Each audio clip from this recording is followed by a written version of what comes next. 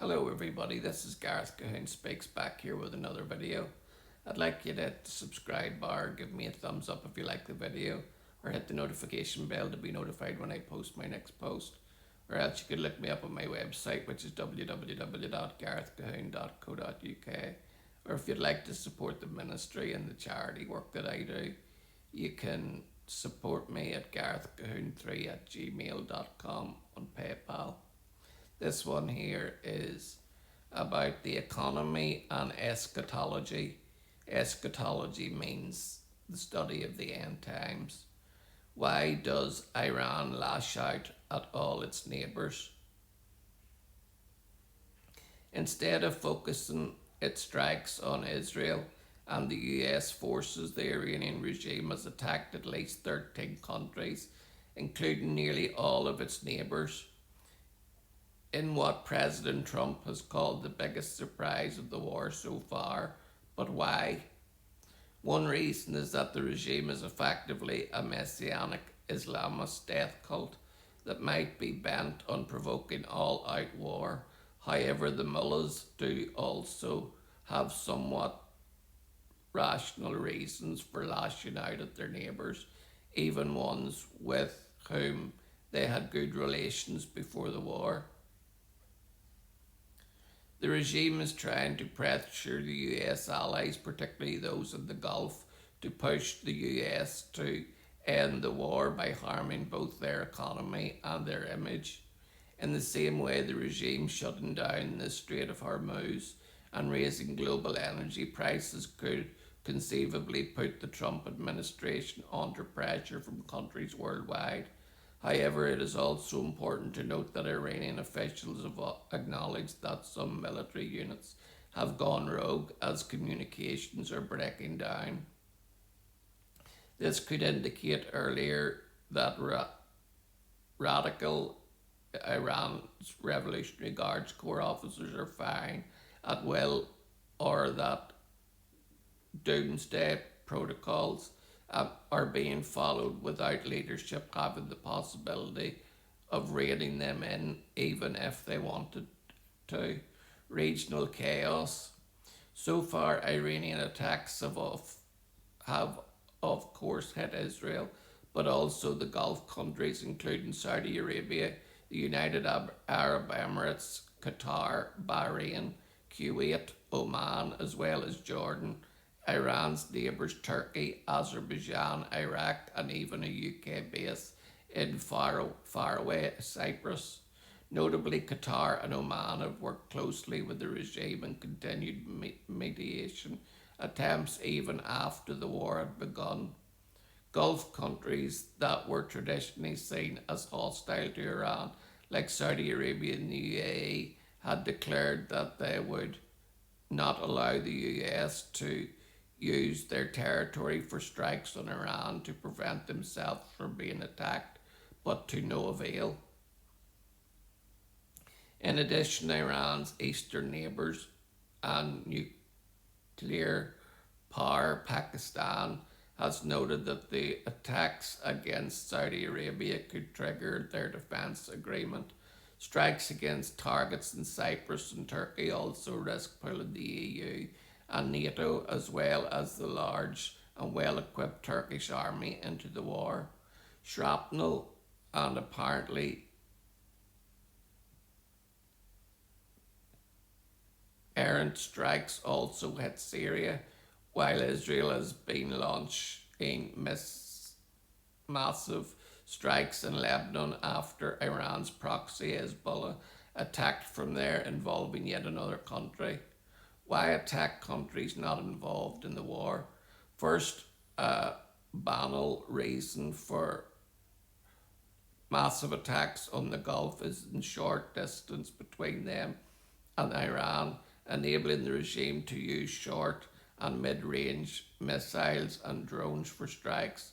Despite usually hosting US bases, most military sites in the Gulf were evacuated ahead of the war and have not been part of the fighting. This has not prevented Iran from using them as an excuse to attack its host countries. But the strikes on the Gulf serve more than military purposes. They shatter the peaceful image of the region that has served as a basis to attract investment, as well as tens of thousands of businessmen and young ambitious workers from around the world. The attacks have also harmed oil and gas production, which immediately raised prices around the world, pushing more pressure on the Trump administration. Qatar's energy minister has warned that the war could endanger economies around the world, as energy exporting countries in the Gulf could be forced to halt production within weeks, which could possibly double the price of a barrel of oil to 150 US dollars. Qatar has already shut down liquid natural gas exports, which constitute some 20% of the global market, after Iranian attacks hit key facilities. In Saudi Arabia, the state oil company Aramco's largest refinery in Ras Tanura was repeatedly hit and forced to shut down. Strikes also hit several hotels and airports in Qatar and the UAE, powerful symbols of the peaceful prosperity and connectivity that these emirates have tried to project as the basis of their economies. Iran's state TV network has openly talked about the goal of killing the idea of Dubai, claiming that Kuwait had once been like Dubai but never managed to recover after the first Gulf War. Widening the harm to economies around the world, the Iranian regime has also effectively closed off the Hormuz Straits by attacking and threatening ships, despite contradictory statements coming from the IRGC and the Foreign Ministry. The Iran Revolutionary Guards Corps representative said that the strait was closed only to ships of the US, Israel, Europe, and their Western allies, probably reflecting concerns over blowback from the regime's few remaining backers in China and Russia.